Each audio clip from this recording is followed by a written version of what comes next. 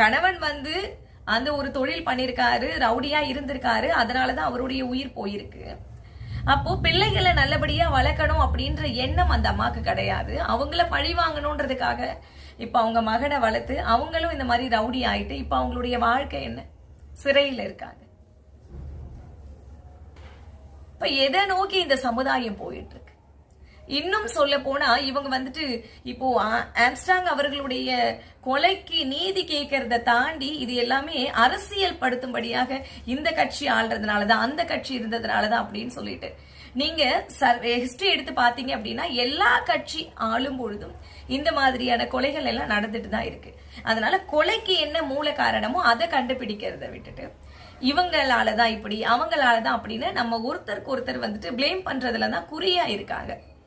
இந்த கொலையில ஜாதி சார்ந்த கொலை அப்படின்னு சொல்ல முடியாது. அது வேணா